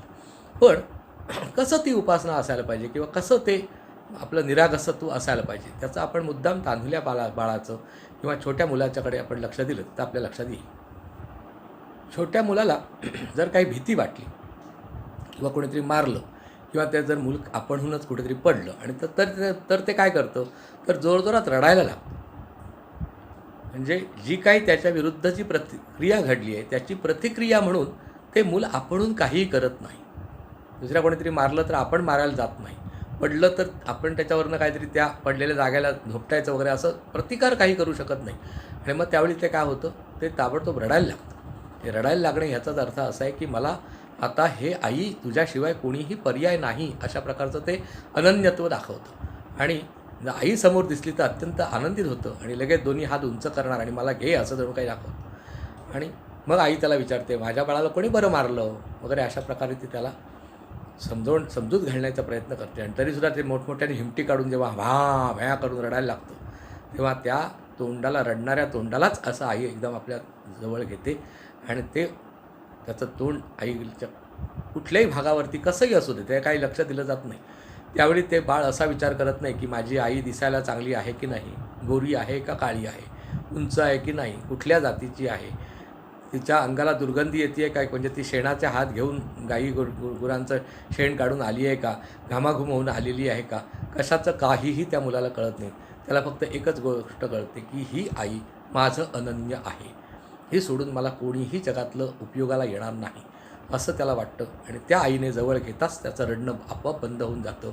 त्याच्यामध्ये त्याला म्हणजे शब्दस्पर्श रूपरसगंध त्याच्यामधलं तो जो स्पर्श असतो तो स्पर्श कामुक कुठल्या प्रकारचा नसल्यामुळे शब्द स्पर्श रूपरसगंध त्यातलं जे शब्द जो आहे ते फक्त आश्वासक शब्द आहेत. काही काळजी करण्याचं कारण नाही, मी आहे असं जणू काही सांगण्यासाठी ते जे शब्द असतात ते आश्वासन म्हणून कार्यरत होतात. ते सोडलं तर त्या शब्दातून कुठलंही विषय सौख्य मिळत नाही, स्पर्शातून विषय सौख्य मिळत नाही, रूपरसगंधाचा काय संबंधच येत नाही. दुर्गंधी असो काही असो, रूप काळी कुट्ट असो ती बाई, दिसायला राक्षसिणीसारखी असो, त्या बाळाला त्याचा काहीही फरक पडत नाही. म्हणजे आपण जेव्हा कशावरती तरी प्रेम करतो तेव्हा मात्र ह्या सगळ्या गोष्टी तपासतो की रूप चांगलं आहे की नाही, अमकं चांगलं आहेच की नाही, तमकं बरोबर आहे की नाही, आणि मगच आपण सिलेक्शन करून प्रेम करतो. याचाच अर्थ ते काय आहे, ते प्रेम नसून ती आसक्ती आहे. आणि भगवंतावरती जेव्हा आपण प्रेम करायचं असतं जगदंबेवरती तेव्हा त्या तान्हुल्या बाळासारखं करायचं असं आपण बघितलं. याचाच अर्थ असा आहे की ते बाळ जसं संकट येता क्षणी ताबडतोब अनन्य होतं आणि फक्त तारणहार माझी आई आहे असं तेव्हा त्या बाळाला वाटतं. तितकं सहजपणे आपल्याला फक्त आपलं प्रेमास्पद आपली जगदंबा आई आहे असं वाटलं गेलं पाहिजे. असं वाटायचं झालं तर आपण जेव्हा जेव्हा साधनेला बसू किंवा जेव्हा जेव्हा साधनेबद्दल काही कार्य करू किंवा उठता बसतासुद्धा नाम घेऊ म्हणा किंवा अन्य प्रकारे साधन करू आणि तेव्हा आपण ह्या हृदयामध्ये हे चिंतन करू. पण हे चिंतन जगदंबा किंवा आपलं इष्टदेव आणि आपण या दोघांमधलंच अंतर्गत नातं आहे. ते बाहेर उघड करण्याचा विषय नाही आहे. मग काय होणार आपलं? एका बाजूला आपण मी अज्ञानी असल्यासारखं एकदम मला त्यातलं काही ज्ञान नाही, काही कळत नाही, अशा प्रकारचं एकदम निरागस रूप जगदंबेसमोर आपण धारण करतो. आणि त्याचवेळी आपलं वय जर कोणाचं 70 असेल, कोणाचं 50 असेल, कोणाचं 30 असेल, 20 असेल, जसं जसं वय असेल त्या वयाला अनुलक्षून अशा प्रकारचं बाहेरच्या जगामध्ये आपण कसं वागणं समाजाला अभिप्रेत आहे तसं तर आपल्याला वाटायला लागतं. म्हणजे एकाच वेळी आपण मोठ्या माणसांसारखं सुद्धा वागतो आणि परत एकदम तान्ह्या बाळासारखं सुद्धा आपल्याला वागायला आलं पाहिजे, असं आपल्याला दुहेरी वागणं भाग पडतं. जे जातिवंत साधक असतात ते आयुष्यभर ही समस्या भोगत असतात. ईश्वरासमोर ते अगदी शांत, स्वच्छ, निष्पाप असं होण्याचा प्रयत्न करत असतात, निरागस बालक असं होण्याचा प्रयत्न करत असतात. आणि बाहेर मात्र त्यांना तसं वागून चालत नसतं. आणि ह्यामुळे जी काही दोन टोकावरची जी भूमिका असते ती ससे होलपट हीच जणू काही त्या भक्ताची परीक्षा असते. आणि ही ससे होलपट भोगणारी मंडळी असतात ते जातिवंत भक्त म्हणायचे. इतर जे आपणाला काहीतरी ईश्वरी साक्षात्कार झाला, परमेश्वराकडनं काहीतरी संदेश ऐकू येतात, काहींना स्वामी समर्थांचे काहीतरी आदेश ऐकू येतात, काही काही लोकांना दृष्टांत होतात रोजच्या रोज गोंदवलेकर महाराजांचे, गजानन महाराजांचे, रामदास स्वामींचे, आणि कोणी रामकृष्ण परमहंसांचे, स्वामी विवेकानंदांचे, अन्य कोणी स्वरूपानंदांचे, असे कुठल्या ना कुठल्या तरी संतांचे, देवदेवतांचे सारखे त्यांना काहीतरी काही ना काहीतरी आदेश वगैरे होत असतात. आणि ते जगभर त्याची ओरड करून सांगत असतात, मला असा आदेश झाला, मला तसा आदेश झाला. असे जे साधक असतात ते जातिवंत साधक नाहीत. कदाचित आपल्याला ऐकताना अतिशय दुःखद आणि खोटं वाटेल किंवा असं वाटेल की हा माणूस सगळ्यावरच आसूड ओढतो, पण हे वास्तव आहे ते आपल्याला सांगतो. उलट पक्षी आपल्याला काही कळत नाही असं जो सांगतो त्याला बरंच काही कळत असतं. कारण काय तर अशा प्रकारे भगवंताकडे निरागस आणि निष्पाप अशी अवस्था धारण करून ती जे साधक वागतात त्यांना भयंकर मोठा त्रास सहन करायला लागतो. म्हणजे जगामध्ये ते कधी मिरवत नाहीत. आणि ते मिरवत नसल्यामुळे आजकाल परिस्थिती जाहिरातीचं जग झालेलं आहे, त्यामुळे ते जाहिरात करत नाहीत. आणि जाहिरात करत नाहीत म्हणून ते साधक सिद्ध झाले तरी ते सिद्ध आहेत असं त्याच्याबद्दल कोणी ओळखत नाही. ठराविक माणसं मात्र ओळखू शकतात, ती गोष्ट वेगळी. पण बाकीच्या व्यक्तींना ते कळतच नाही की हे सिद्ध महात्मे असावेत. कारण काय तर ते भगवंताकडे अगदी निरागस राहतात, आतून साफ स्वच्छ असतात. आणि बाहेरून मात्र ते ज्या ज्या वयाच्या व्यक्ती समोर येतात किंवा ज्या ज्या राजकारणाचा विषय आला तर त्याच्याशी राजकारणाबद्दलचे बोलतील, आणखीन कुठला तरी विषय आला तर खेळांचा विषय आला खेळाचं, जो जसा यो यथामाम प्रपद्यन्ते तांस तथैव भजाम्यहम, अशा प्रकारची त्यांची अवस्था हळूहळू व्हायला लागते. किंवा जगदंबेच्या सप्तशतीमधल्या त्या रोगानशेषान पहंसे दुष्टा रुष्टा तु कामान सकलान अभीष्टान त्वामाश्रितानान्न विपन्नरणान त्वामाश्रिता ह्या शयतां प्रयांती. म्हणजे जगदंबेबद्दल वर्णन करताना असं म्हटलं आहे की तो भक्त तुझ्या आश्रयाने सुरुवातीला राहतो आणि अशा भक्ताच्या आश्रयाने जे राहतात त्यांचाही सुद्धा तू उद्धार करतेस. कुठल्या भक्ताच्या आश्रयाने? असे जे म्हणजे भक्त असतात की जे तुझ्या आश्रयावरतीच अवलंबून आहेत, तू सोडून त्याचं कोणी आश्रय नाही, अशा प्रकारचं आश्रयस्थान असं म्हणून ते राहत असतात. त्यांचा जर आश्रय धरून काही लोक राहिले तर त्यांचाही आपोआपच जगदंबा आश्रयस्थान त्यांना त्या भक्ताच्या माध्यमातूनच आश्रय देते. अशा प्रकारचं वर्णन त्याच्यामध्ये येतं. मी थोडक्यात अर्थ सांगण्याचा प्रयत्न केला आहे. थोडक्यात म्हणजे काय असतं, ही माणसं शाईन मारत नाहीत. अशा प्रकारचे साधक म्हणजे त्यांचं कसं असतं तर आपल्या ही जी दरी आहे, म्हणजे एका बाजूला आपण बालकासारखे जगदंबेसमोर आणि दुसऱ्या बाजूला आपण बड्या माणसांसारखे म्हणजे संसार करतोय, सगळ्या गोष्टी जसं मागच्या वेळी आपण बघितलं होतं की जी जारिणी स्त्री असते ती सगळं आपलं संसारातलं कर्म करते आहे, पण मन मात्र सतत त्या जारावरती असावं. तसं जगदंबेवरती सगळं मनातून सगळी निरागसता, मनातून निष्पापता, मनातून बालकाचा भाव, आणि जगदंबाच सर्वश्रेष्ठ आणि ती आपली स्वतःची खास अशी आणि आदर्श अशा प्रकारची आई. आणि मुख्य म्हणजे तिच्यामध्ये अशा प्रकारचे कोणतेही 6 जे सांगितलेले विशेषतः ते दुर्गुण मुळीच नाहीत. आणि ते 6 नाहीत म्हणजे त्याच्या अनुषंगाने असणारे कुठलेच इतरही दुर्गुण नाहीत. अशा प्रकारची अवस्था जगदंबेबद्दलची आपण तो भक्त स्वीकारत असतो. म्हणजे ही जी त्याची अवस्था असते ती काय आहे तर अंड उबवण्याचा काळ जणू काय आहे. अंड उबवण्याचा काळ म्हणजे हा साधनेचा काळ असतो. त्या काळामध्ये तो दोन्ही दगडावर पाऊल ठेवून राहतो. जगात बाकीची जी सगळी माणसं असतात ती कशी असतात, तीही दोतोंडीच असतात किंवा त्यांनाही आतलं आणि बाहेरचं अशा प्रकारचं रूप असतं. रूप म्हणजे काय, केवळ दाखवाय म्हणजे दृश्य अशा प्रकारचं नाही, म्हणजे आत लपवून ठेवलेला भाव आणि बाहेरचा भाव अशा प्रकारचे दुहेरी भाव असतात जगात, त्या सगळ्यांकडे असतात. 99% जे लोक असतात त्यांच्यामध्ये काय असतं, आतून जे भाव असतो तो अतिशय गढूळ घाणेरडा असतो आणि बाहेर मात्र आपण कोणतरी सदाचरणी, सज्जन, अत्यंत पवित्र अशा प्रकारचा माणूस आहोत किंवा व्यक्ती आहोत अशा प्रकारचं दाखवण्याचा आटोकाट प्रयत्न केला जात असतो आणि आतून मात्र सगळं गढूळ असतं. याच्याविरुद्ध जो जातिवंत भक्त किंवा जातिवंत साधक असतो त्याचं नेमकं उलट असतं.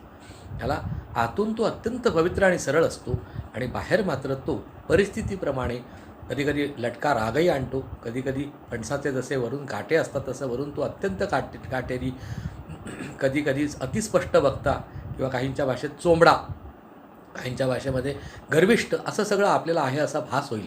पण प्रत्यक्षात नेमकं उलट असतं. हे त्यांचे दाखवायचे दात असतात. म्हणजे त्यांचे जातिवंत साधकाचे दाखवायचे दात खोटे आणि ते उलट वाईट असतात आणि खायचे दात अत्यंत छान असतात कुठल्या अर्थाने. पण लोकांचं नेमकं उलटं असतं. खायचे दात असतात ते मात्र कसे असतात, अत्यंत कराल आणि दुष्ट अशा प्रकारचे असतात आणि दाखवायचे दात असतात ते अत्यंत गोंडस अशा प्रकारचे असतात. किंवा साधकामध्ये आणि सामान्य माणसामध्ये सगळ्यात हा महत्त्वाचा फरक आहे. आणि तीच अवस्था ही अंड उबवण्याची जणू काही अवस्था आहे. जोपर्यंत आपल्याला पूर्ण त्या अंड्यामध्ये ते पिल्लू जन्म घेत नाही, त्याचं सगळं शरीर तयार होत नाही, तोपर्यंत ती आई ते अंड फोडत नाही. तोपर्यंत ते तसंच ती उबवण्याचं कार्य करत राहते. साधकाची ही अवस्था, विशेषतः जेव्हा जगदंबेचा जो साधक असेल त्याच्यात दोन मुख्य फरक पडतात. एक, काम्य अशा प्रकारची उपासना करणारे, ते मात्र तुम्हाला जादूटोणा करणे, आणखी काहीतरी वशीकरण, अमुक तमुक वगैरे अशा वाईट गोष्टींसाठी जगदंबेचा उपासनेचा उपयोग करतात.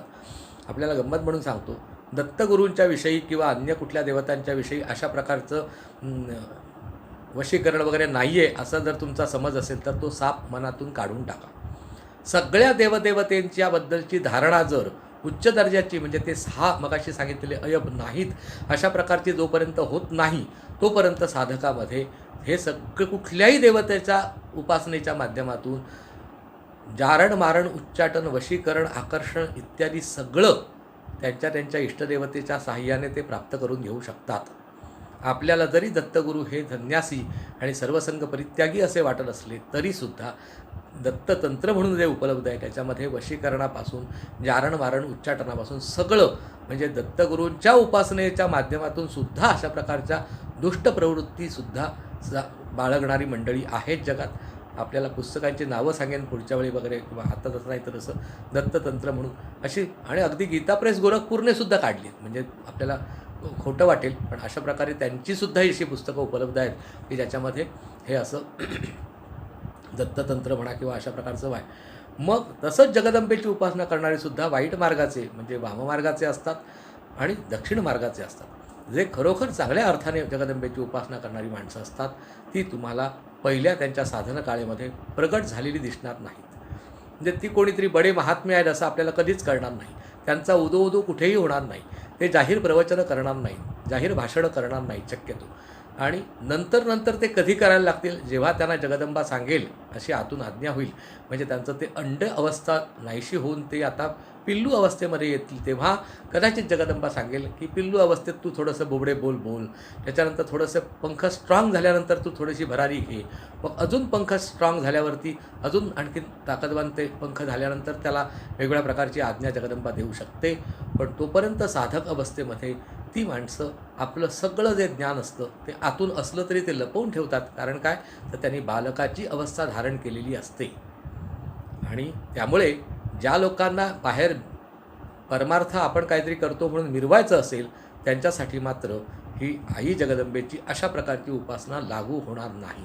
कारण त्यांना एका बाजूला जर समजा उपासना पण करतोय आणि दुसऱ्या बाजूला मला लोकांच्या समोर काहीतरी एक छाप पाडायची आहे, मला काहीतरी मोठं दाखवून द्यायचं आहे की मी कसा ज्ञानी आहे, मी कसा अमुक आहे, पंडित आहे, बरंच काय हे मिरवण्याचा जो असतो, मुरडण्याचा जो धर्म असतो तो जर एखाद्याला करायचा असेल तर त्याला हा भावभक्ती किंवा हे संबंधिका भक्ती करता येणार नाही.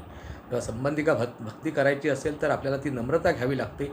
आणि त्यामुळे मग कोणी उठतो आणि तुमच्या चेहऱ्यावर आणि सगळ्या आसपासचा तुमचा औराचा नम्रतेने भरून जातो. म्हणून परिक्रमेमध्ये मी आयुष्यभर खिचडी करायला लागलो की प्रत्येक शेजारचं शेबडं पोरपण येऊन सांगायचं, बाबाजी खिचडी ऐसा नाही करणे का रहता है, ऐसा करणे का रहता है. आणि मग गोरेंना राग यायचा. हे आपण नर्मदा परिक्रमेच्या व्हिडिओमध्ये बघितलं असेल. त्याचं एकमेव कारण अशा प्रकारचे साधक असतात, ते अत्यंत नम्र असतात आणि ते एक प्रकारे असे वागत असतात की आपल्याला साधं अगदी म्हणजे मी ह्यातला कोणीतरी बडा माणूस आहे अशा प्रकारचा आव आणण्याचा काही संबंध नाही. त्यांच्या कृतीतच तसं दिसत नाही आणि मग समोर त्याला असं वाटायला लागतं हे सॉफ्ट टार्गेट आहे, हा छोटा माणूस आहे, ह्याला आपण काहीतरी उपदेशाच्या 4 गोष्टी सांगूया असं म्हणून प्रत्येकाला त्याला उपदेश द्यावा असा वाटतो. प्रत्यक्षात नेमकी परिस्थिती उलटी असते आणि हे असण्याचं हेच कारण असतं, कारण त्यांची ती भावना असते. एकदा का ते त्या अवस्थेत परिपूर्णत्वाला जर समजा चुकून गेले तर मात्र मग जगदंबा त्यांना त्यांचे पंख पसरून उडण्याचं शिक्षण देते. तरीसुद्धा ते जगदंबेच्या कार्यासमोर किंवा जिथे जिथे आठवण होईल तिथे एका क्षणात ते पुन्हा बालगवत अवस्थेमध्ये निघून जातात आणि तात्पुरत्या काही क्षणापुरते ते पुन्हा सामान्य माणसांसारखी आणि जगाला दाखवण्यापुरतं ते आपण ज्या वयाचे आहोत त्या वयाचं आपण ज्ञानी आहोत अशा प्रकारे किंवा त्या वयातलं आपल्याला सगळं काही कळतं आणि व्यवहार ज्ञान आहे अशा प्रकारचं ते आव आणत असतात. प्रत्यक्षात ते आतून साफ बालगवत अवस्थेमध्ये असतात, कारण ही बालगवत अवस्थाच ही त्या जगदंबा उपासनेचं महत्त्व आहे, त्याचं ते रहस्य आहे. तर हा आणखीन एक भाग याच्यामधला आपण बघितला. आणखीन असे कितीतरी पैलू जगदंबेबद्दलचे वारंवार येत जाऊ शकतात. यानंतर आपण काही म्हणजे ह्या भागामध्ये आता नाही बघणार आहोत, पण पुढच्या भागामध्ये आपण जेव्हा आपला 6वा भाग येईल तेव्हा आपण नवरात्र जवळ आलेलं असेल किंवा आता आणखी जवळ आलेलंच आहे खरं म्हणजे, तर नवरात्रानिमित्ताने आपण दुर्गा सप्तशती ग्रंथाचं हे करण्याचा प्रयत्न करणार आहोत, अवलोकन करण्याचा प्रयत्न करणार आहोत, त्याच्याबद्दलचं चिंतन करण्याचा प्रयत्न करणार आहोत आणि त्याच्यानंतर मग आपण ते किती भागात चालेल सांगता येत नाही. दुर्गा सप्तशती ग्रंथ हा एका बाजूला दिसायला देवीची उपासना करणारा ग्रंथ आहे, तर दुसऱ्या बाजूला तो अप्रत्यक्षरित्या वेदांताचा ग्रंथसुद्धा असल्यासारखा आहे. सगळं काही त्याच्यामध्ये आहे, नाही असं काही नाही आहे. तर त्या सगळ्याचा प्रकाश पाडण्यासाठी आपण त्याच्यावरती थोडंसं चिंतन बघणार आहोत आणि त्यानंतर मग आणखी पुढे मग दशमहाविद्या, त्याच्यानंतर मग नवदुर्गा इत्यादींचं आपण चिंतन करणार आहोत. ह्या दुर्गा सप्तशती ग्रंथाचं चिंतन आपण जेव्हा नंतरच्या भागात करू. पण आतापर्यंत जे 5 भाग हा धरून 5 भाग आपले जे आपण पाहतो आहोत किंवा पाहून झालेत, त्याच्यामध्ये आपल्याला बऱ्याच गोष्टी अजून अशा ज्या सामान्य स्वरूपाच्या होत्या त्या सांगायच्या राहून गेलेल्या खूप आहेत. त्या सगळ्या काही आता पूर्ण करणार आणि मग आपण सप्तशती ग्रंथाकडे लक्ष देऊया असं काय म्हणता येणार नाही आहे. तसं करणं जरा कठीण जाणार आहे. त्याच्यापेक्षा आपण आता आणि कारण काय कारण कंगोरे एवढे आहेत की त्याला कुठून सुरू करायचं आणि कुठे संपवायचं याला काही स्वरूपच राहत नाही आणि म्हणून मग आपण कुठला तरी एका आधाराने जायचं असं जर एकदा ठरवलं तर आपोआपच दुर्गा सप्तशती ग्रंथाचा जर आधार आपण घेतला तर आधाराने जाण्याच्या निमित्ताने काय होईल, एक एक पैलू आपोआपच क्रमशः उघडत जाईल आणि मग त्यातही काही सांगायचे राहिलेले विषय असतील ते मग आपल्याला दशमहाविद्या आणि नवदुर्गा इत्यादी पुढच्या आणखीन काही भागामध्ये बघता येईल. ह्या दुर्गा सप्तशतीबद्दलचे किती भाग होतील काही सांगता येत नाही, किती होऊ शकतात. तर ते बघण्याआधी आपल्याला एक म्हणजे जाता जाता काय बरंच तुम्ही म्हणताय बघायचं राहिलं असं जर असेल तर त्याच्यातला एखादा मुद्दा आपल्याला सहजच सांगतो की ही जगदंबा म्हणजे आपलं इष्टदैवत तेवढं सत्य आणि तिची सगळी ही जी बाकीची मायावी गोष्ट आहे ती जणू काही तिची जादू आहे. जादूगार सत्य, त्याची जादू काही खरी नाही, पण जादूगार सत्य असल्यामुळे त्याच्या जादूचा फक्त आनंद घ्यायचा की जसे आपण एखाद्या जादूचा प्रयोग बघतो, तिकीट काढून बघतो जणू काही आणि मग त्या जादूचा फक्त आनंद घेतो. आपल्याला माहीत असतं की हातात जे काही दृश्य दिसलं आपल्याला जे काही लक्षात आलं ती एक प्रकारची हातचालकी आहे किंवा काहीतरी आपल्या नजरेचा तो एक धोका आहे, एक नजरबंदी आहे, ह्याच्या पलीकडे काही नसतं हे आपल्याला नक्की माहीत असतं. तसंच हे जगत जे आहे ते सुद्धा जगदंबेचा खेळाचा एक भाग आहे आणि ती स्वतः मात्र सत्य आणि बाकी सगळं जे आहे ते एक प्रकारचं सोंग आहे, एक प्रकारची लीला आहे आणि तो खेळाचा भाग आहे. त्यामुळे त्या खेळामध्ये आपण इतकं पण रममाण व्हायचं नाही की इतकं पण त्या खेळाला आपण उमरीतुमरीवरती घ्यायचं नसतं. आपण जीवनाला फार अगदी उमरीतुमरीवरती घेतो आणि मग त्यामुळे आपण दुःख पावतो. पण जेव्हा ती जगदंबेची लीला आहे, आपल्या इष्टदेवतेची लीला आहे असं स्वीकारू शकलो तर आपोआपच आपण जीवनमुक्त अवस्थेला पोचून जाऊ शकतो. सांगण्याचा याच्यातनं भावार्थ असा आहे की असे जे अनेक पैलू बघायचे राहिले ते म्हणजे असं आपल्याला विश्वाची उत्पत्ती कशी झाली अशा प्रकारचे प्रश्न पडू शकतात. तेव्हा ते ऋग्वेदाच्या नासदीय सूक्तामध्ये किंवा बृहदारण्यक उपनिषद किंवा छांदोग्य उपनिषद अशा कित्येक ग्रंथामध्ये उत्पत्ती कशी झाली म्हणजे परमेश्वराने हे चराचर सृष्टी कशी निर्माण केली ह्याच्या विषयीचं वगैरे सगळं त्याच्यामध्ये तत्त्वज्ञान येतं. थोडक्यात जर ते बघायचं म्हटलं आपल्याला जगदंबे उपासनेच्या दृष्टिकोनातून, शक्ती उपासनेच्या दृष्टिकोनातून, तर आपल्याला एवढंच म्हणता येईल की ते ब्रह्म एक होतं, त्याला एको अहम बहुस्यामी, आपण अनेक व्हावं असं वाटायला लागलं. आणि जसं कोळी आपल्या शरीरातला एक चिकट पदार्थ आपल्या शरीरातूनच बाहेर काढतो आणि जसं जाळं विणून आपणच त्यात अडकून बसल्यासारखा राहतो, तसं भगवंताने किंवा त्या ब्रह्माने, परब्रह्माने आपल्यातूनच एक एक तत्त्व स्वतःच्या शक्तीतलं बाहेर काढायला सुरुवात केली. आणि मग महाकारणातून कारण वगैरे महत्तत्व म्हणजे थोडक्यात अहंकाराची उत्पत्ती झाली. आणि त्यातून मग हळूहळू ही स्थूलता जी बाहेर यायला लागली, म्हणजे पंचतत्व तयार झाली. ती कशी झाली तर आकाशातून वायू, वायूपासून तेज, तेजापासून जल आणि जलापासून मग पृथ्वी म्हणजे घन पदार्थ, अशा प्रकारची हळूहळू निर्मिती झाली. आणि मग ह्यांच्याच सहाय्याने आपल्याला उपभोगाचे जे रस आहेत किंवा जे आपण काय म्हणू, आपण उपभोगाचे जे विषय आहेत, शब्द, स्पर्श, रूप, रसगंध, त्या पाचही विषयांचा आपण आनंद या पंचतत्वांच्या सहाय्यानेच घेत असतो. ही पंचतत्व आणि हे विषय यांचे कसं काही हे सांधा जोडला गेलेला आहे, तर एकदम सोपं सांगता येणार काय की जो आपण शब्द हा गोष्ट आहे, म्हणजे आपल्याला कानाने ऐकू येतं, ते कशाच्या कुठल्या तत्वाच्या वरतीमुळे ऐकायला येतं, तर ते आकाश तत्वामुळे ऐकायला येतं. आकाश तत्वातून ध्वनी जातो आणि ध्वनीकडून आपल्याला शब्द ऐकू येतो. स्पर्श जो आहे तो वायुतत्वापासून ते विषय सुख आपल्याला मिळतं. शब्द, स्पर्श, रूप जे आहे ते तेजतत्वापासून म्हणजे प्रकाशतत्वापासून आपल्याला ते मिळतं किंवा उष्णतेच्या तत्वापासून मिळतं. जलतत्वापासून रसाचं अनुभूती, जी आपण जिभेला जे आपल्याला वेगवेगळ्या प्रकारचे रस कळतात ते त्या जलतत्वामुळे कळतात. आणि पृथ्वीतत्वामुळे आपल्याला गंध म्हणजे वास कळतो. आता भगवंत जगदंबा आपली इष्टदेवता ही जर आपण फार घनीभूत अशा प्रकारची घट्ट अगदी आपल्यासारखी जर बघायचा प्रयत्न करायला गेलो, तर मग काय होईल, आपोआपच आपले जे दुर्गुण आहेत, म्हणजे आपण जन्ममृत्यूच्या फेऱ्याने बद्ध आहोत, म्हणजे आपल्याला शरीराच्या उर्मीने आपण बांधले गेलेले आहोत, मनाच्या उर्मी शोकमोह आहे त्याने आपण बांधले गेलेले आहोत. म्हणून जितकं आपण घट्ट आणि अशा प्रकारचं स्थूल रूप बघण्याचा प्रयत्न करू, तेवढे आपण ते शुद्ध बघू शकणार नाही. आपल्याला माहिती आहे की आपल्याला हे 6 विकार नसलेलं अशा प्रकारचं 6 ज्याला बंधनं नाहीत अशा प्रकारची जर आपली इष्टदेवता आहे, तर मग ती अगदी घट्ट पृथ्वी तत्वात्मक मानायला सुरुवात केली तर आपल्याला ती मानणं तितकंसं सोपं जाणार नाही. आपली पूर्ण धारणा झाली तर मग आपण पृथ्वी तत्वात्मकसुद्धा जगदंबेला अनुभवू शकतो. अवतार जेव्हा होतो तेव्हा असं पृथ्वी तत्वात्मकच देह धारण करतात, पण तरीही ते त्यांचं जे शरीर असतं ते थोडंसं विरलच असतं. अवताराचं जे शरीर असतं ना, ते धारण केलेलं, ते आपल्यासारखं बद्ध नसल्यामुळे त्याला एक विरलता असते, त्याच्यात एक वेगळाच प्रकार असतो. त्याला आपण म्हणतो की तेजस्वी दिसतं. ते परमेश्वरी जे काही अवतारी पुरुष असतात ते काहीतरी तेजस्वी दिसतात, काहीतरी वेगळं असतं त्यांच्यामध्ये, असं जे आपण म्हणतो. त्याचं कारणच असं आहे की बद्ध झालेले जे काही पृथ्वी, आप, तेज, वायू, आकाश त्यांच्यात नसतात, तर ते ढिले असतात. कुठल्या क्षणी ते सोडता येण्यासारखे अशा प्रकारचे असतात, बांधनाने बांधलेले नसतात. आणि त्यामुळे आपण जेव्हा जगदंबेचं असं जेव्हा चिंतन करणार आहोत की तेव्हा हे 6 विकार तिच्यामध्ये नाही आहेत, तेव्हा मग काय होईल, सुरुवातीला साधकाला काय अनुभव येतो, तर वेगवेगळ्या प्रकारचे सुगंध येतात. कारण काय, तर पृथ्वी तत्वात्मक त्याचं हे एक पाऊल अजून पुढे आणखीन त्याची प्रगती झाली काही काळ साधनेमध्ये की त्याला रसाचा अनुभव येतो. म्हणजे आपण कुठल्या तरी देवतेचं तीर्थ घेतलेलं आहे किंवा दुधासारखी चव आपापच तोंडात तयार होणे, आणखी काहीतरी अशा प्रकारचे अनुभव येतात, रसात्मक होतात. तर ते पृथ्वी तत्वाकडून आपण हळूहळू जलतत्वापर्यंत आपण आपलं चिंतन जलतत्वात्मक म्हणजे विरल अशा प्रकारचं ईश्वरी स्वरूप आपण जाणू शकलेलो असतो. त्याच्या पुढचं असतं ते रूप अशा प्रकारचं, म्हणून आपल्याला प्रकाशात्मक अशा प्रकारची जगदंबा दिसते किंवा आपलं इष्टदैवत दिसतं, म्हणजे अजून थोडीशी प्रगती. त्याच्यानंतर आपल्याला वायुरूपात्मक आणि आकाशतत्वात्मक अशा प्रकारचं इष्टदेवतेला जर बघता आलं किंवा त्याची धारणा करता आली, तर मग आपण ते जे 6 अयोग जे सांगितलेले आहेत, 6 जे दोष सांगितलेले आहेत, ते 6 दोष नसलेल्या जगदंबेचं चिंतन करू शकण्यात यशस्वी होऊ.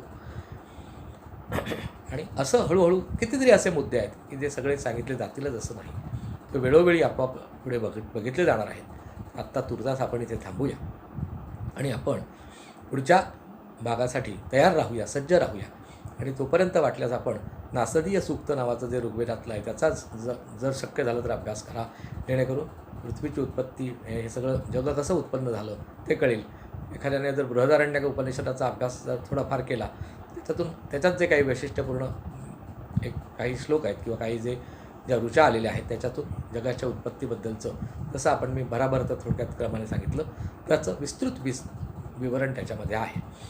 असे इतर जे असंख्य पैलू आहेत ते सगळे जर आपण बघत राहिलो तर आपली शक्ती उपासना जो मुख्य गाभा आहे तो बघितला जाणार नाही. हे आपल्याला सर्वांना ज्ञात आहेच. त्यामुळे आपण इथे थांबण्याचा प्रयत्न करूया आणि पुढच्या भागामध्ये आपण त्या दुर्गा सप्तशती ग्रंथाच्या मदतीने, म्हणजे एक विशिष्ट आपल्याला हाताला जणू काही धरायला रेलिंग मिळालेलं आहे, त्याच्या मदतीने आपण मार्गक्रमणा करणार आहोत आणि त्यामुळे आपोआपच त्या विषयाला एक स्वरूप येणार आहे. त्यामुळे भरकटलेलं राहणार नाही आपलं जे आजचं स्वरूप आहे तसं, आणि त्यामुळे त्याला क्रमाने आपण ते बघत जाऊ. आणि तसं बघत जाण्याच्या निमित्ताने काय होणार आहे, तर तसं बघत गेल्यामुळे आपल्याला विषय एक एक सावकाशीने एक एक बंध त्यातला उघडा होत होत होत सगळं रहस्य उघडं होत जाण्याचा संभव आहे. आणि तसं आपण त्याचं चिंतन करूया. आणि तसं चिंतन करायला आपल्याला जगदंबेचे आशीर्वाद मिळालेले आहेत अशी आपण कल्पना करू. जगदंबेला आपण पुन्हा एकदा नमस्कार करूया.